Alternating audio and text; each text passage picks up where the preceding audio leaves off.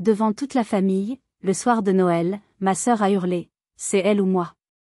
Tu as toujours préféré cette parfaite petite sainte. » Maman a bégayé, « Au moins, elle ne nous coûte rien. » Alors, mon père s'est tourné vers moi et a dit. Je m'appelle Chloé. J'ai 32 ans, et je suis la mère célibataire d'un merveilleux petit garçon de 6 ans, Léo. En ce moment précis, je conduis, m'éloignant de la maison de mes parents. Les lumières de Noël des voisins se floutent à travers mes larmes, créant des halos colorés et moqueurs dans la nuit glaciale. Sur la banquette arrière, Léo est silencieux, recroquevillé dans son siège auto, mais je l'entends renifler, un petit son qui me déchire le cœur à chaque fois. Ce soir, c'était le réveillon de Noël. Ça aurait dû être une soirée de joie, de rire, de chaleur familiale autour du sapin. Au lieu de ça, ma propre sœur, Manon, a hurlé devant tout le monde, « C'est elle ou moi. » Ma mère a bégayé quelque chose d'insultant, une phrase qui tourne en boucle dans ma tête, et mon père m'a demandé de partir. Le pire dans tout ça. La cruelle ironie? C'est moi qui paie leurs factures depuis 5 ans. Avant de vous raconter en détail comment ma propre famille m'a brisé le cœur ce soir, j'aimerais beaucoup savoir d'où vous m'écoutez. De quelle ville, de quel pays? Et quelle heure est-il chez vous en ce moment? Dites-le moi dans les commentaires. Et n'oubliez pas de vous abonner si vous voulez suivre mon histoire et découvrir comment j'ai finalement réussi à tenir tête pour protéger mon fils et moi-même. La soirée avait pourtant bien commencé, ou du moins, j'avais essayé de m'en convaincre. Léo était surexcité. Il avait mis sa plus belle chemise à carreaux et n'arrêtait pas de me demander si le Père Noël aimerait les biscuits que nous avions préparés et décorés avec tant de soin. Moi aussi, j'avais fait un effort. Une jolie robe en velours vert, un peu de maquillage pour cacher les cernes de fatigue accumulées.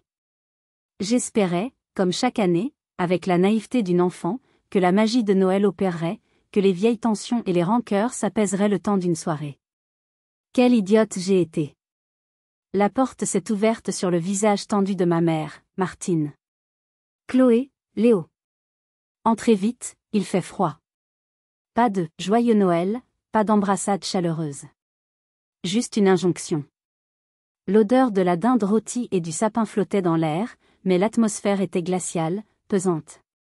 Mon père, Gérard, m'a à peine gratifié d'un hochement de tête depuis son fauteuil. Et Manon? Manon était assise sur le canapé, les bras croisés, me lançant un regard noir, un regard de pure haine. J'ai essayé de détendre l'ambiance, de forcer un peu de joie. Joyeux Noël tout le monde. Léo a un dessin pour vous. Mon fils a timidement tendu son chef-d'œuvre, une représentation colorée de toute la famille. Seule ma mère l'a pris, avec un sourire forcé qui n'atteignait pas ses yeux. Le dîner a été une torture silencieuse. Chaque fois que je prenais la parole, pour poser une question ou complimenter le repas, Manon soupirait bruyamment ou levait les yeux au ciel. Mes parents faisaient semblant de ne rien voir, absorbés par leur mission. Couvez Manon. Tu veux encore des pommes de terre, ma chérie, tu n'as pas froid, mon trésor? Il la traitait comme une enfant fragile de 28 ans. Le point de rupture est arrivé au moment du dessert. Pour combler un silence gênant, j'ai mentionné que j'avais eu une promotion au travail. Une bonne nouvelle, n'est-ce pas? Pas pour Manon. Elle a jeté sa serviette sur la table avec une violence qui nous a tous fait sursauter. Bien sûr. Madame Parfaite réussit tout ce qu'elle entreprend.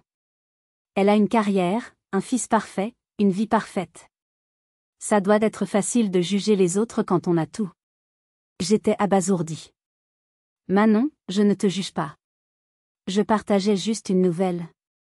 Arrête de mentir, a-t-elle crié, se levant d'un bond, le visage déformé par la rage. Tu as toujours été comme ça. La petite sainte que tout le monde admire. J'en ai marre. Ce soir, c'est elle ou moi.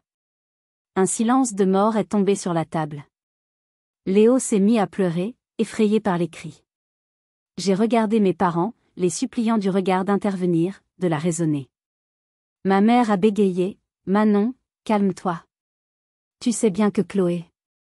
Au moins, elle ne nous coûte rien. » Cette phrase, lancée comme une excuse, a été comme un coup de poignard en plein cœur. Alors, mon père s'est tourné vers moi, le visage dur, sans émotion. « Chloé, Tu vois bien qu'elle est à cran. Ce serait peut-être mieux si vous partiez. Pour calmer les choses. Partir. Il m'a demandé de partir. De prendre mon fils en larmes et de partir dans la nuit de Noël, pour ne pas déranger ma sœur. J'ai senti quelque chose se briser en moi, un son clair et définitif. Sans un mot, j'ai pris Léo dans mes bras, j'ai attrapé nos manteaux et je suis sortie. Ils m'ont chassée. Mes propres parents m'ont chassée de chez eux le soir de Noël pour faire plaisir à ma sœur. Mais ce n'était pas le pire. Ce que j'allais découvrir quelques minutes plus tard, dans la solitude glaciale de ma voiture, allait transformer ma peine en une rage froide et pure. Qu'est-ce qui pouvait être pire que cette humiliation? Dans la voiture, le silence n'était brisé que par les sanglots étouffés de Léo. Je caressais ses cheveux, cherchant désespérément des mots qui n'existaient pas pour expliquer l'inexplicable. Comment dire à un enfant de 6 ans que ses grands-parents viennent de le rejeter? Mon esprit, pour échapper à la douleur présente, a fait un bond en arrière, de presque 30 ans. J'ai revu notre petite maison de banlieue, près de Lyon, avec son jardin bien entretenu. De l'extérieur, nous étions la famille parfaite. Un père travailleur, une mère au foyer, et 2 petites filles. Mais à l'intérieur, la dynamique était un poison lent. Manon est née quand j'avais 4 ans. Je me souviens de l'excitation d'avoir une petite sœur. Mais dès son arrivée, les règles du jeu ont changé. Manon était fragile, Manon était sensible. Quand elle pleurait, toute la maison s'arrêtait pour la consoler. Quand je pleurais, on me disait, sois une grande fille, Chloé. Donne l'exemple. À l'école, c'était la même chose. J'avais des notes excellentes. C'était normal, attendu. C'est Chloé, elle est sérieuse, disait ma mère à ses amis avec une sorte de fierté résignée. Manon, elle, avait des difficultés. Mes parents passaient des heures à faire ses devoirs avec elle, rencontraient ses professeurs, lui trouvaient des tuteurs. Ses efforts, même minimes, étaient célébrés comme des victoires nationales. Mes 18/20 étaient accueillis par un simple hochement de tête. Je me souviens d'un anniversaire, mes 8 ans. J'avais demandé un vélo. J'en rêvais. Le jour J, il y avait bien un vélo, mais il était rose, la couleur préférée de Manon. Vous pourrez le partager, avait dit mon père. Mais Manon pleurait si fort à l'idée que je le touche que le vélo est devenu le sien. Pour me consoler, on m'a offert un livre. J'ai donc endossé le rôle qu'on m'avait assigné. J'étais la responsable. La raisonnable. Celle sur qui on pouvait compter. Pendant que je passais mes mercredis à la bibliothèque, Manon apprenait à manipuler son monde. Un vase cassé? C'est Chloé qui courait. Une mauvaise note? La prof ne m'aime pas. Des larmes de crocodile pour obtenir le dernier jouet à la mode. Et ça marchait. À chaque fois. Mes parents cédaient, expliquant, tu comprends, ta sœur est plus émotive. Il faut la protéger. Me protéger, moi? Personne ne s'en souciait. J'ai appris à ne jamais me plaindre, à cacher mes peines, à régler mes problèmes toute seule. L'adolescence a creusé encore plus le fossé. J'étais déléguée de classe, je travaillais au supermarché le week-end pour avoir de l'argent de poche. Manon, elle, était la reine des soirées, séchant les cours, rentrant à des heures impossibles. Chaque fois qu'elle se faisait prendre, mes parents trouvaient des excuses. Elle a besoin de vivre sa jeunesse.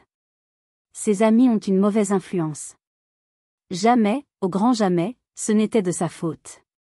Le jour où j'ai obtenu mon bac avec mention très bien, j'ai eu droit à un « c'est bien », ma fille, et un chèque de 50 €. 2 ans plus tard, quand Manon l'a eu au rattrapage, ils ont organisé une grande fête surprise et lui ont offert un scooter. J'ai souri, j'ai applaudi, mais à l'intérieur, la petite fissure dans mon cœur est devenue une crevasse. Je suis partie faire mes études, j'ai travaillé dur pour payer mon loyer. Ils ont payé l'intégralité de l'école de commerce de Manon, qu'elle a abandonnée au bout de 6 mois. J'ai rencontré un homme, je me suis mariée, j'ai eu Léo.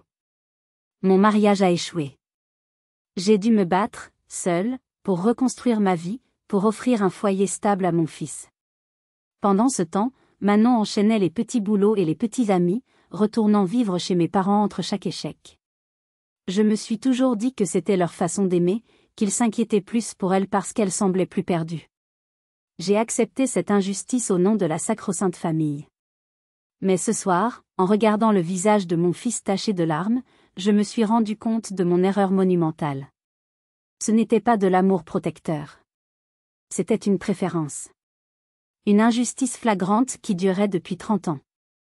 Et ce soir, il m'avait clairement fait comprendre ma place. J'étais la seconde. L'option. Celle qu'on pouvait sacrifier. Comment avais-je pu être si aveugle pendant toutes ces années? La vie après mon divorce a été un véritable parcours du combattant. J'étais seule avec Léo, qui n'avait que quelques mois, un prêt immobilier sur le dos et une carrière à construire. Les journées étaient un marathon sans fin, le réveil à 5h30 pour travailler avant que Léo ne se lève, la course pour le déposer à la crèche, 8 heures de travail intense où je devais être 2 fois plus performante que les autres, la course pour le récupérer, les courses, le bain, le dîner, l'histoire du soir, puis de nouveau le travail sur mon ordinateur jusqu'à minuit, les yeux piquants de fatigue. L'épuisement était mon compagnon constant. Mes parents aidaient de temps en temps, un peu de babysitting par-ci par-là, mais ils étaient souvent trop occupés. Occupés avec les derniers drames de Manon, bien sûr. Malgré tout, j'ai tenu bon. La rage de réussir pour mon fils était mon moteur. J'ai gravi les échelons dans mon entreprise de conseil financier. J'ai été promue, puis une deuxième fois. J'ai commencé à gagner un salaire confortable, assez pour nous offrir une vie décente, à Léo et à moi. J'ai acheté une petite maison dans un quartier avec de bonnes écoles. Pour la première fois de ma vie, je respirais. Je construisais un avenir solide pour mon fils, par mes propres moyens. Je me privais de beaucoup de choses, pas de vacances, pas de nouveaux vêtements, pas de sorties, mais voir Léo heureux était ma seule récompense. Et puis, il y a 5 ans, tout a basculé. Mon père, Gérard, a eu une crise cardiaque. Heureusement, ce n'était pas trop grave, mais ce fut un électrochoc pour toute la famille. Pendant sa convalescence, la vérité sur leurs finances a éclaté. Des années à subvenir aux besoins de Manon, ses études abandonnées, ses voitures d'occasion, ses loyers impayés, une mauvaise gestion financière et la capacité de travail réduite de mon père les avaient mis au bord du gouffre. Il risquait de perdre la maison de mon enfance. Sans hésiter une seconde, je suis intervenue. C'était mon devoir, pensais-je. J'ai remboursé leurs dettes les plus urgentes. J'ai commencé à payer leurs crédits immobiliers et leurs factures d'électricité et de gaz. J'ai mis en place des virements automatiques chaque mois. Je les ai ajoutés comme ayant droit sur ma mutuelle. Quand leur vieille voiture a rendu l'âme, je les ai aidés à en financer une nouvelle. Quand le toit a eu besoin d'être refait, j'ai payé l'artisan. Au total, en 5 ans, j'ai dépensé plus de 150 000 € pour eux. Une somme colossale, l'équivalent de mes économies de toute une vie. Pendant ce temps, la vie de Manon continuait sa trajectoire chaotique. Elle enchaînait les relations toxiques, les emplois précaires, et les allers-retours en cure de désintoxication. Des cures que mes parents payaient, avec mon argent. Ils ne me l'ont jamais dit directement, mais je n'étais pas dupe. Je continuais à leur rendre visite, principalement pour Léo. Je voulais qu'il ait des grands-parents. Alors je supportais les critiques subtiles de ma mère sur mon éducation, tu ne devrais pas le laisser manger ça, les discours politiques de mon père, et les plaintes interminables de Manon quand elle daignait être présente. Tu as tellement de chance, Chloé, me disait souvent ma mère. Tout te semble si facile. Je serrais les dents, pensant à mes semaines de 60 heures, aux nuits blanches passées à pleurer d'épuisement. Rien n'avait été facile. J'avais gagné chaque centime, chaque parcelle de stabilité à la sueur de mon front. Mais c'est la famille, me disais-je. Alors je continuais. Je continuais à payer. Je continuais à espérer qu'un jour, il reconnaîtrait mes sacrifices. Qu'un jour, il me verrait vraiment. Cet espoir a volé en éclats ce soir. Je pensais que je faisais ce qu'une bonne fille devait faire. Mais en réalité, je n'étais pas leur fille. J'étais devenue leur plan de sauvetage, leur police d'assurance, leur banque. Et une banque, on ne l'invite pas par amour. On l'utilise par besoin. Comment n'ai-je pas vu que chaque virement que je faisais ne faisait que financer ma propre mise à l'écart? Cette année, j'étais vraiment décidée à ce que Noël soit différent. Léo était assez grand pour vraiment en profiter. J'avais proposé d'organiser le réveillon chez moi, pour la première fois. Je voulais créer nos propres traditions, faire de ma maison le cœur de nos réunions de famille. 3 semaines avant Noël, j'ai appelé ma mère, pleine d'enthousiasme. Maman, je pensais que pour changer, on pourrait faire le réveillon chez moi cette année? Je me ferais un plaisir de tout préparer.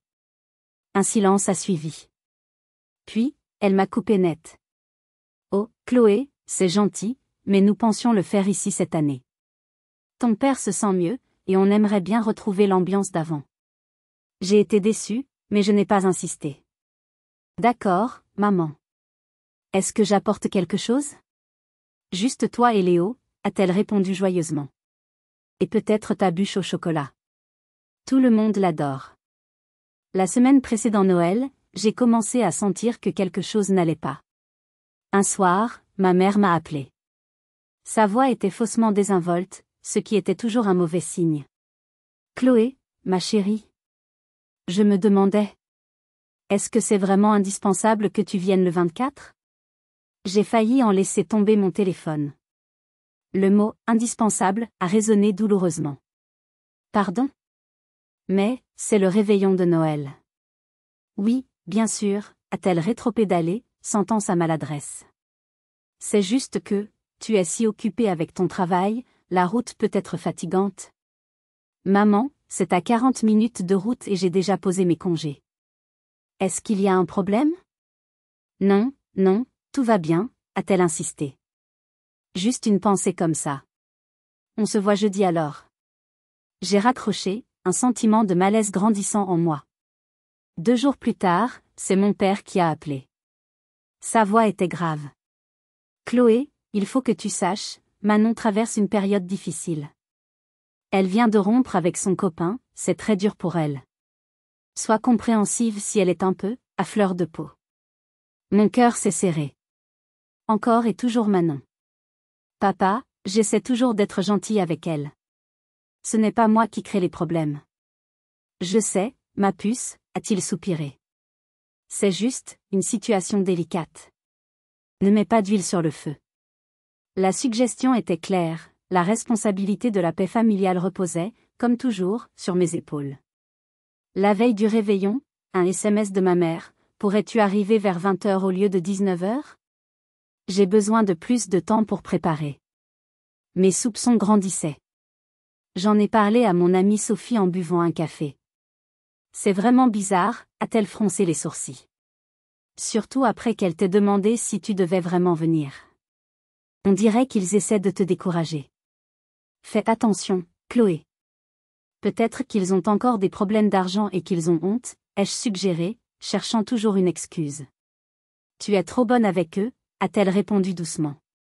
La famille, ça devrait aller dans les 2 sens. J'ai haussé les épaules, mal à l'aise. C'était ma réponse standard. C'est ma famille. Mais ces paroles ont résonné en moi. Le matin du 24, j'ai essayé de chasser ces mauvaises pensées. Léo était si heureux, sautant partout dans la maison.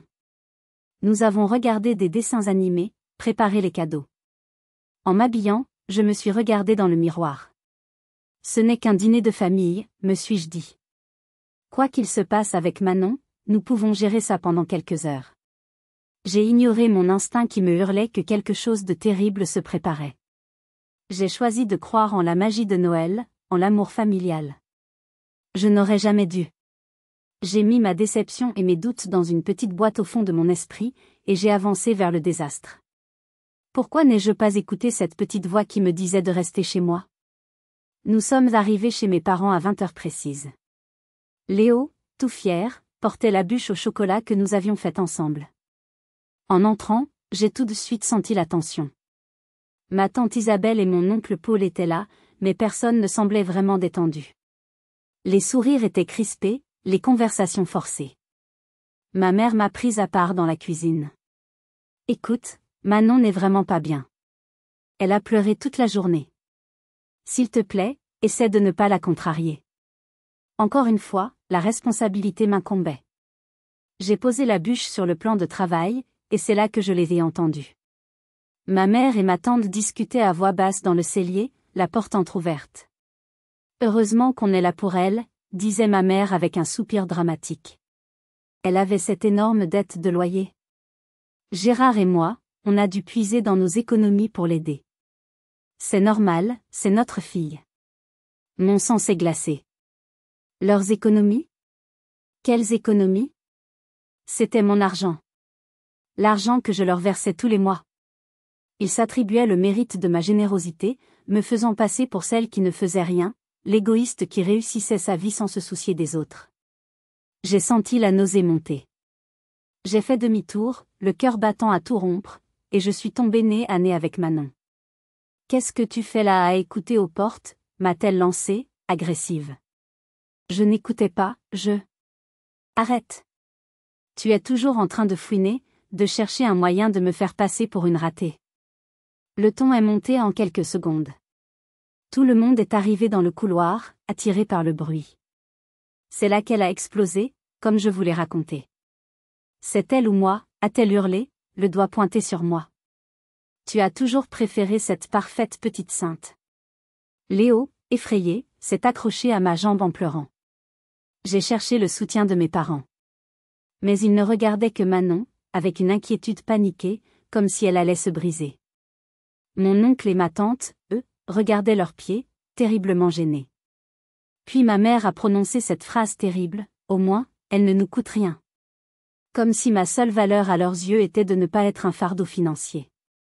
Comme si les milliers d'euros que je leur avais donnés ne comptaient pas, n'existaient pas. C'était une insulte si profonde, si cruelle, que j'en ai eu le souffle coupé. Et puis le coup de grâce. Mon père, Gérard, s'est avancé vers moi. Pas pour me défendre. Pas pour calmer Manon. Il m'a regardé, sans une once de chaleur dans les yeux, et a dit, « Chloé, tu vois bien qu'elle est au plus mal. La meilleure chose à faire, c'est que vous y alliez. On se rappellera demain. » Il ne m'a pas demandé. Il m'a ordonné. Dehors. Moi et mon fils de 6 ans. Dans le froid de la nuit de Noël. Pour ne pas perturber sa précieuse Manon. Ma tante et mon oncle se tenaient en retrait, l'air désolé, mais personne n'a dit un mot. Personne ne m'a défendu. J'étais seule. Complètement seule au milieu de ma propre famille. J'ai regardé Manon. Un sourire triomphant et méprisant flottait sur ses lèvres. Elle avait gagné. Elle avait toujours gagné. J'ai pris la main de Léo, qui tremblait de tous ses membres. « Viens, mon chéri. On rentre à la maison. » En passant la porte, j'ai entendu ma mère dire, « Attends, je vais vous préparer une barquette avec de la dinde. » L'humiliation finale. Non seulement il me chassait, mais il me proposait les restes, comme on le ferait avec un chien. J'ai fermé la porte derrière moi, laissant derrière moi ma famille, ma bûche au chocolat, et les dernières illusions que je pouvais encore avoir. Le son du rire de Manon résonnait encore dans mes oreilles. Mais même cette douleur n'était rien comparée à la trahison que j'étais sur le point de découvrir. Comment une soirée pouvait-elle encore empirer? Dans la voiture, j'ai mis le chauffage à fond, mais je tremblais de froid. Un froid qui venait de l'intérieur, qui me glaçait les os. Léo s'était enfin calmé et s'était endormi sur la banquette arrière, épuisé par les émotions et les larmes. Je roulais sans but, les rues désertes de la banlieue défilant comme un film sans intérêt. Les larmes brouillaient ma vue, se mêlant aux lumières de Noël. Comment avait-il pu? Comment avait-il pu me faire ça, et surtout, faire ça à Léo? Le voir pleurer, terrifié, s'accrocher à moi, cette image serait gravée en moi pour toujours. J'ai attrapé mon téléphone, voulant appeler mon amie Sophie, la seule personne à qui je pouvais tout dire, la seule qui comprendrait sans juger. C'est là que j'ai vu la notification. Une alerte de mon application bancaire. Virement de 5 000 € effectué depuis votre compte joint. Mon cœur a raté un battement. Le compte joint. Celui que j'avais ouvert avec mes parents il y a 5 ans, pour les urgences, pour qu'ils puissent payer une facture imprévue si je n'étais pas joignable. Je ne l'avais jamais vraiment surveillé. Je leur faisais confiance. Quelle idiote! Avec des doigts tremblants, j'ai ouvert l'application. Le virement avait été fait ce matin même, à 9h12. 5 000 €. Vers un compte dont le libellé était juste un nom que je ne connaissais pas. La dette de loyer de Manon. Les paroles de ma mère dans le cellier m'ont frappé comme une gifle. Ils avaient pris mon argent. Le jour même où ils allaient me chasser de chez eux. Ils avaient planifié leur coup. J'ai senti une vague de rage monter, si puissante qu'elle a balayé ma tristesse. J'ai garé la voiture sur le côté, dans une petite rue sombre. J'ai envoyé un SMS à mon père. Sec. Direct. Pourquoi avez-vous retiré 5 000 € du compte joint aujourd'hui? La réponse a été quasi instantanée. Froide. Laconique. Urgence pour Manon. On en reparlera. On en reparlera. Ils avaient vidé le compte d'urgence, mon argent, pour renflouer leur fille préférée, et tout ce qu'ils trouvaient à dire, c'était « on en reparlera ». C'était plus qu'une trahison. C'était un vol. Un abus de confiance total. Ils m'avaient utilisé, humilié, et volé. Le tout en moins de 24 heures. La pièce manquante du puzzle venait de se mettre en place avec une clarté effrayante. Leurs appels étranges, leur désir que je ne vienne pas, leur demande d'arriver plus tard. Ce n'était pas juste pour protéger Manon. Ils avaient peur que je découvre leur manigance. Ils voulaient prendre l'argent en douce, puis me tenir à l'écart pour éviter les questions. La crise de Manon n'était qu'un prétexte commode pour se débarrasser de moi. J'ai regardé mon fils endormi sur le siège arrière. Ce petit être innocent, qui avait été qualifié de « gamin capricieux » par sa tante et rejeté par ses grands-parents. Et pourquoi? Parce que sa mère était la vache à lait de la famille. Celle qui devait payer sans jamais rien demander en retour, pas même le respect. À ce moment-là, quelque chose a changé en moi. La Chloé gentille, conciliante, celle qui disait toujours « c'est la famille », est morte sur le bord de cette route déserte. Une nouvelle Chloé est née. Une Chloé en colère. Une Chloé qui ne se laisserait plus jamais faire. Ils avaient franchi une ligne. Pas seulement avec moi. Mais avec mon fils. Et ça, je ne le pardonnerai jamais. Si vous aviez été à ma place, qu'auriez-vous fait? Auriez-vous appelé pour crier votre rage? Ou auriez-vous commencé à planifier votre vengeance en silence? Dites-moi dans les commentaires. Ils pensaient que j'allais pleurer dans mon coin et revenir en rampant, comme toujours, en acceptant leurs excuses bidons. Ils se trompaient lourdement. Leur double trahison n'était pas la fin de l'histoire. C'était le début de la mienne. Que fallait-il faire maintenant? Je suis resté là, garé dans le noir, pendant ce qui m'a semblé une éternité. La rage bouillonnait en moi, une énergie sombre et puissante. Mais je devais penser à Léo. Je ne pouvais pas rentrer à la maison et m'effondrer. Ce petit garçon méritait un semblant de Noël, un souvenir autre que les cris et les larmes. J'ai redémarré la voiture, une idée en tête. La plupart des magasins étaient fermés, bien sûr. Mais je me suis souvenu d'une petite épicerie de nuit, tenue par un couple de personnes âgées, qui restait ouverte tard le 24 pour les oublis de dernière minute. Mon plan était simple, acheter un poulet rôti, des pommes de terre surgelées et une glace. N'importe quoi pour remplacer le festin dont nous avions été privés.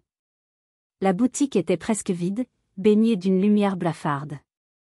En poussant la porte, la petite cloche a tinté. Derrière le comptoir, le propriétaire m'a souri tristement. Soirée compliquée, jeune dame? J'ai hoché la tête, n'ayant pas la force de parler. Alors que je me dirigeais vers le rayon frais, une femme s'est retournée. Je l'ai reconnue immédiatement. C'était Élodie, la mère d'un petit garçon de la classe de Léo. Nous ne nous étions parlé que quelques fois à la sortie de l'école, des banalités sur la météo ou les devoirs. Elle tenait un sachet de bûchettes de chèvre et avait l'air aussi perdue et déçue que moi. « Chloé? Qu'est-ce que vous faites ici ?» m'a-t-elle demandé, surprise. Longue histoire, ai-je soupiré. J'essaie de sauver le réveillon. Elle a eu un petit rire sans joie. Je crois qu'on est deux. Mon ex-mari devait amener les enfants, mais il vient d'annuler. Gastro, soi-disant. Elle a levé les yeux au ciel. Je me retrouve seule avec un chapon pour 6. Nous sommes restés silencieux un instant, deux mères solitaires dans une épicerie déserte la nuit de Noël. Une solidarité tacite s'est installée entre nous. J'ai regardé le dernier poulet rôti qui tournait tristement dans sa rôtissoire. Puis, Élodie a fait quelque chose d'inattendu, de spontané. Écoutez, ça va paraître étrange, mais... Léo est avec vous? J'ai montré la voiture du Menton. Il dort dedans. Alors, pourquoi ne viendriez-vous pas chez moi? J'habite à 5 minutes. J'ai beaucoup trop de nourriture, et honnêtement, l'idée de manger ce chapon toute seule me déprime totalement.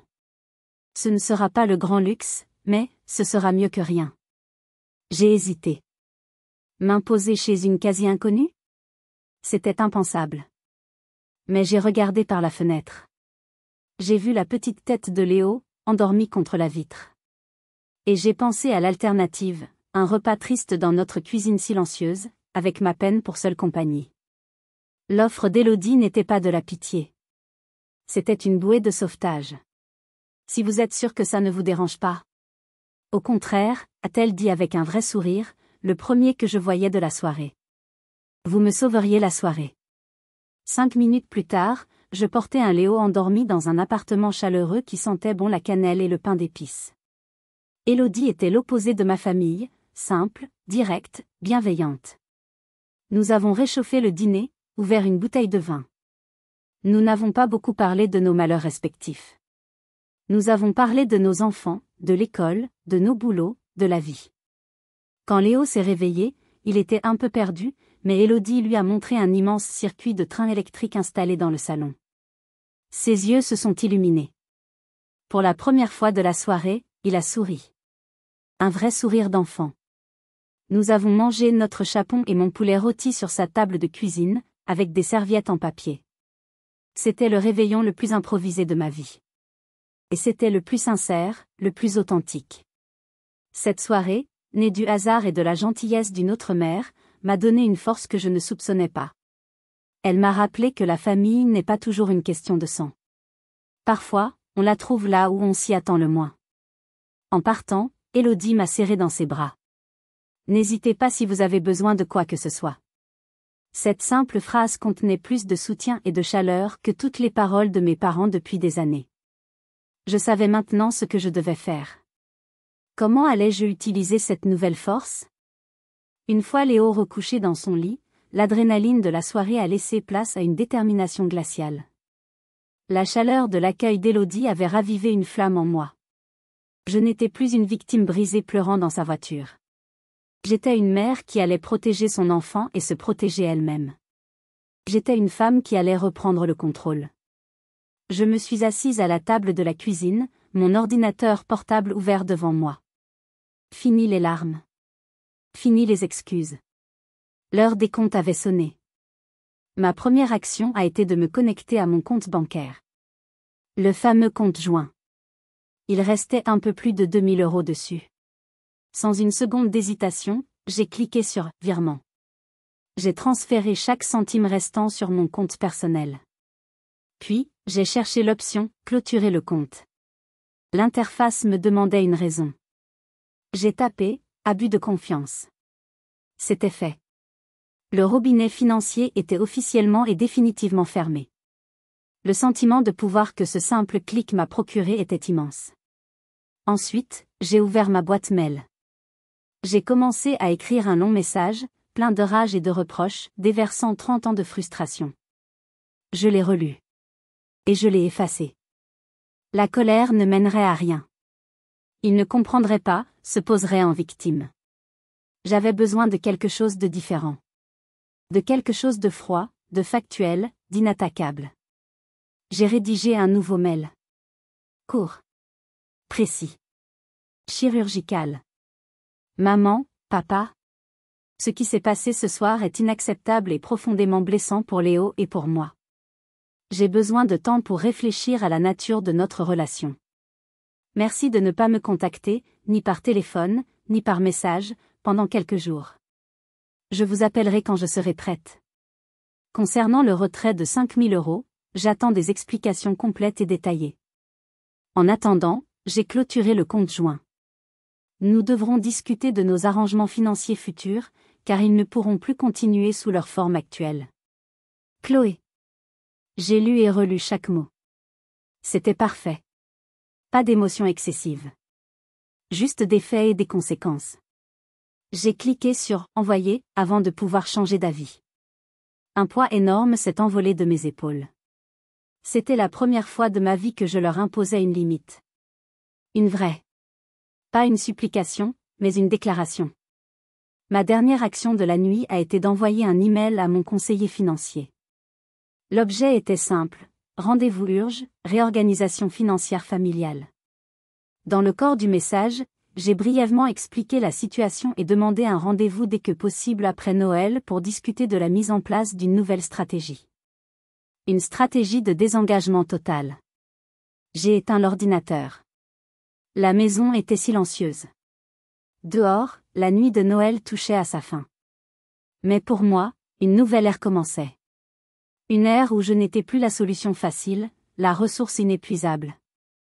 Une ère où mes besoins, et surtout ceux de mon fils, passaient en premier. Je savais que le chemin serait difficile. Les appels paniqués, les tentatives de culpabilisation, les chantages affectifs, tout cela allait arriver. J'étais prête.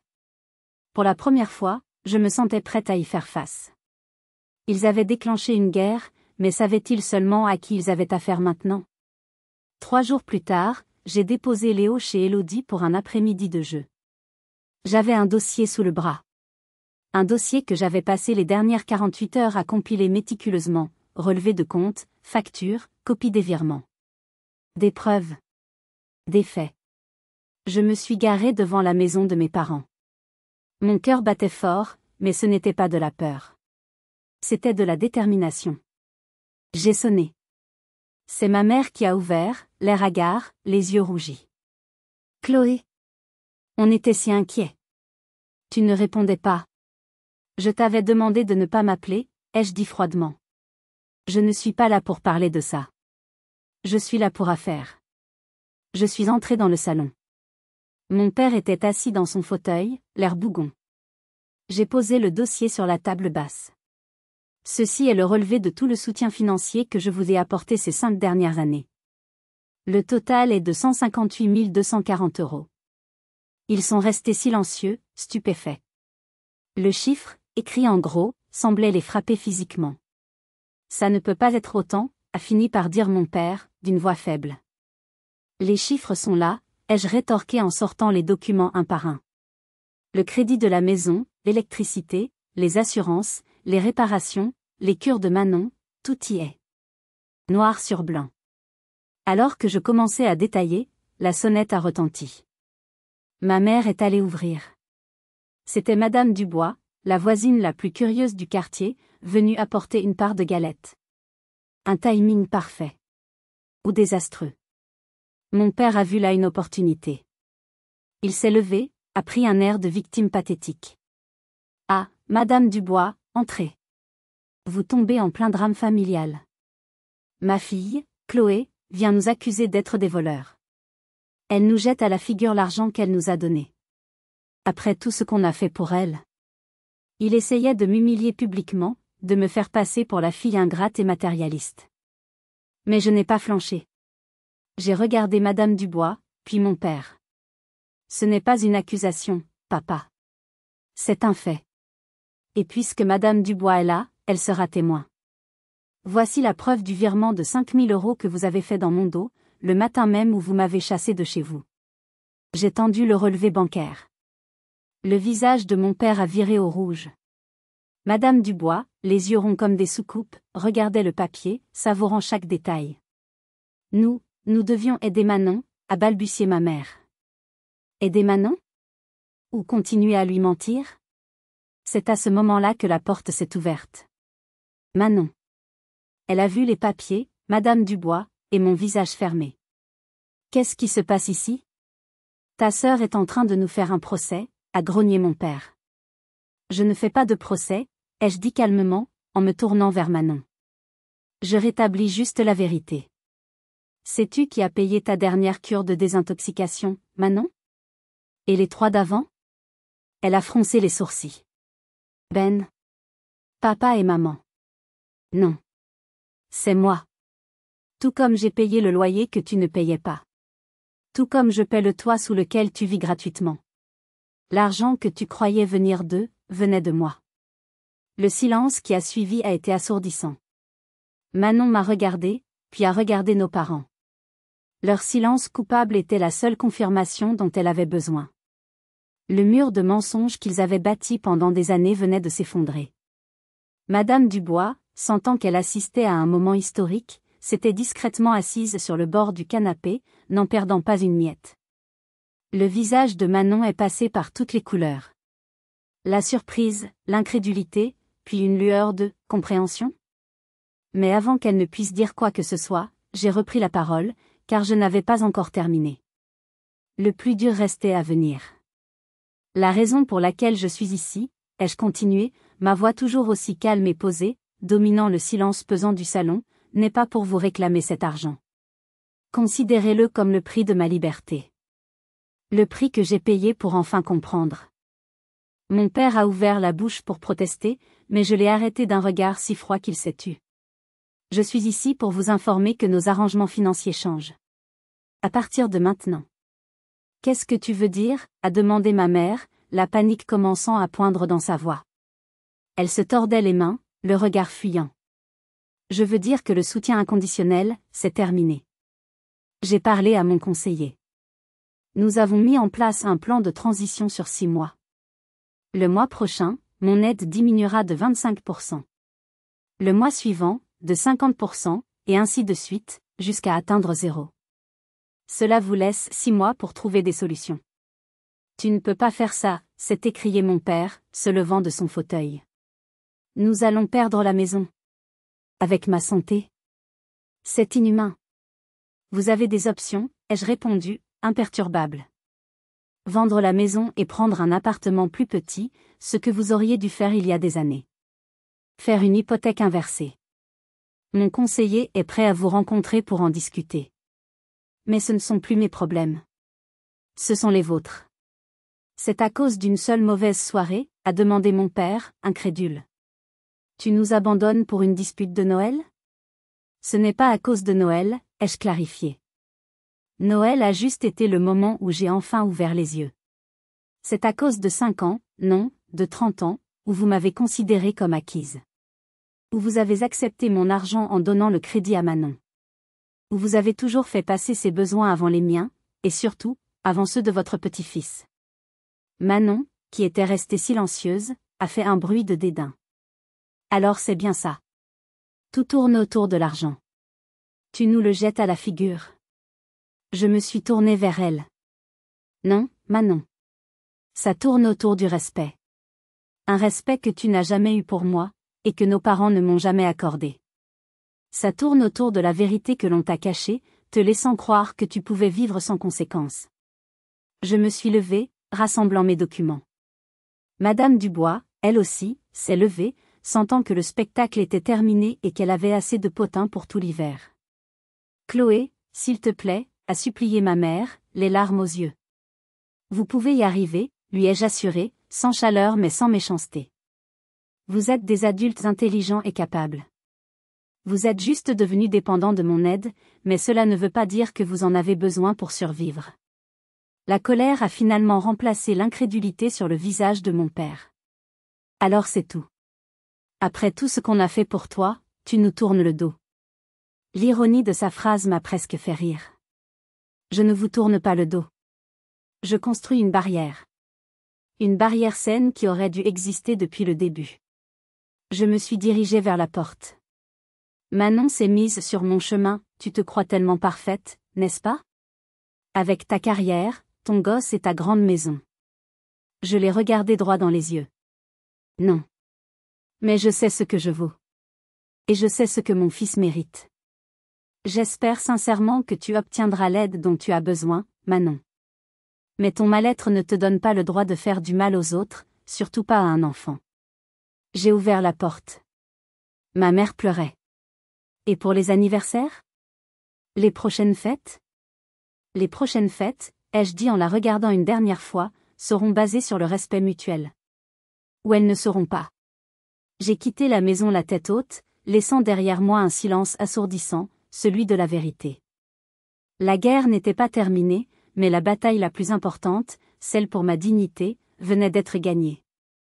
Que allait-il se passer maintenant qu'ils étaient livrés à eux-mêmes? Les semaines qui ont suivi ont été un véritable champ de bataille émotionnel. Comme prévu, il y a eu des appels paniqués, des messages de ma mère alternant entre les supplications, « Nous n'y arriverons jamais sans toi », et les reproches, « Comment peux-tu faire ça à ton vieux père malade ?» J'ai tenu bon. À chaque fois, je répondais poliment mais fermement par SMS, « C'est une décision que vous devez prendre avec papa. » Parléant au conseiller. J'ai refusé de me laisser entraîner dans des conversations téléphoniques chargées de culpabilité. Lentement, très lentement, ils ont commencé à comprendre que je ne bluffais pas. Ils ont rencontré mon conseiller, qui leur a exposé leurs options de manière factuelle. Ils ont mis la maison en vente. Mon père a dû recommencer à gérer leur budget, une chose qu'il n'avait pas faite depuis des années. Notre relation est devenue distante, mais paradoxalement plus honnête. Nos rares conversations téléphoniques ne tournaient plus autour de l'argent ou des problèmes de Manon. Elles étaient courtes, maladroites, mais elles étaient réelles. Pour la première fois, il me demandait comment j'allais, moi. La plus grande surprise est venue de Manon. 2 mois après notre confrontation, elle a déménagé. Elle est entrée dans un centre spécialisé dans le traitement de son trouble, dans une autre région. Avant de partir, elle m'a envoyé un long email. Ce n'étaient pas des excuses parfaites. Il y avait encore de la colère, de l'auto-apitoiement. Mais il y avait aussi une phrase qui a retenu mon attention, « Je crois que j'ai besoin d'apprendre à vivre sans filet de sécurité. » Et peut-être que toi aussi, tu as besoin de vivre sans être ce filet. C'était la chose la plus lucide et la plus honnête qu'elle m'ait jamais dite. De mon côté, ma vie se transformait. L'argent que je ne dépensais plus pour mes parents, je l'ai investi. En moi. J'ai commencé une thérapie. J'ai appris à déconstruire 30 ans de culpabilité, à comprendre que je n'étais pas responsable de leur bonheur, ni des problèmes de ma sœur. J'ai appris que dire « non » n'était pas un acte d'égoïsme, mais un acte d'amour-propre. J'ai aussi investi dans ma relation avec Léo. Nous avons commencé des « samedis d'aventure », explorant la région, créant nos propres souvenirs, nos propres traditions. Nous avons ri plus que nous n'avions ri depuis des années. Ma « famille choisie » s'est agrandie. Élodie et son fils sont devenus des amis proches. Sophie, mon amie de toujours, était là, comme une ancre. Nous avons formé une petite tribu de mères célibataires, nous soutenant sans jugement, partageant nos galères et nos victoires. Un soir, en bordant Léo, il m'a demandé, « Maman, est-ce qu'on est toujours une vraie famille, juste nous deux ?» Je me suis agenouillée près de son lit et j'ai pris ses petites mains dans les miennes. Absolument. Une famille, ce n'est pas une question de nombre. C'est une question d'amour, de respect et de sécurité. Et nous deux, toi et moi, c'est la famille la plus forte du monde. Aujourd'hui, 1 an a passé. Mes parents ont vendu la maison et vivent dans un appartement plus petit, plus adapté. Ils se débrouillent. Notre relation est encore en reconstruction, mais elle est plus saine. Ils viennent voir Léo, non plus par obligation, mais par un désir sincère de le connaître. Manon est toujours en traitement. Nous nous écrivons de temps en temps. C'est un début. Cette expérience m'a coûté cher, émotionnellement et financièrement. Mais elle m'a offert le plus beau des cadeaux, la liberté. La liberté d'être moi-même, pas seulement la fille ou la sœur de quelqu'un. La liberté de définir ce que signifie la famille selon mes propres termes. Si mon histoire a résonné en vous, s'il vous plaît, laissez un like et partagez-la avec quelqu'un qui pourrait avoir besoin de l'entendre. Et surtout, j'aimerais lire vos histoires. Avez-vous déjà dû établir des limites difficiles avec vos proches? Comment avez-vous trouvé le courage de le faire? Racontez-moi dans les commentaires. Nos expériences sont notre plus grande force. Merci de m'avoir écouté. Et souvenez-vous, parfois, la chose la plus aimante que vous puissiez faire, pour vous et pour les autres, est de vous choisir en premier.